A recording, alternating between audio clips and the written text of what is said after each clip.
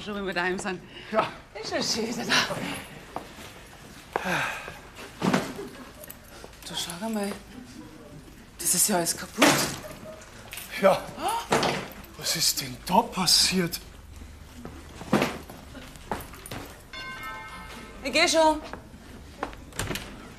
Frau Spöttinger, grüß Gott.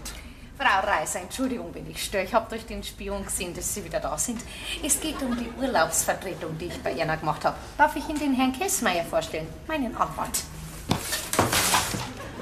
Anwalt? Wieso?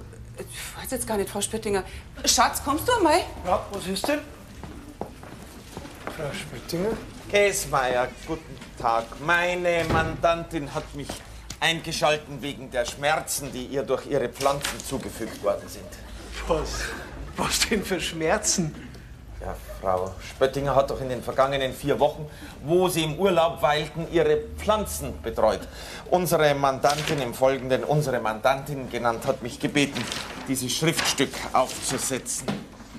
Meine Mandantin wurde von ihren Pflanzen schwerer psychischer und physischer Schaden zugefügt. Ja, aber die Pflanzen sind ja alle kaputt. Ja, eben. Seither leidet meine Mandantin unter schweren Schmerzen, Schlaf, Essstörungen etc. etc. Jetzt langsam, aber ist das versteckte Kamera oder was? Hallo? Frau Spöttinger, das kann doch nicht so schlimm gewesen sein. Nicht schlimm!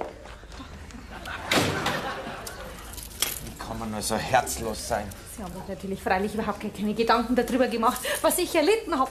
Dieser Erfolgsdruck, die Angst, Ihren Pflanzen könnte irgendwas passieren. Die Feindseligkeit, ich habe sie vom ersten Moment an gespürt.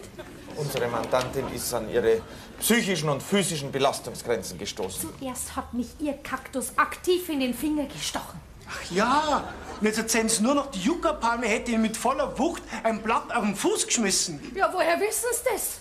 Hier, schauen Sie mal. Also, Frau Spöttinger, das ist doch alles sicherlich nur ein riesengroßes Ja, da Missverständnis. steht wohl Aussage gegen Aussage. Ihr gesamtes Wohnungsgrün hat sich gegen mich verschworen. Der Ficus Benjamini ist gemeinsam mit dem Gummibaum in einen mehrwöchigen Hungerstreik getreten. Jede Nacht schrecke ich hoch und sehe diese schrecklichen Bilder.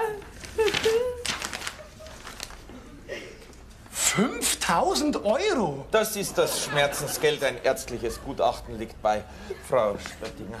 Wir wünschen Ihnen noch einen schönen Tag. Frau Spöttinger. Ja, dann.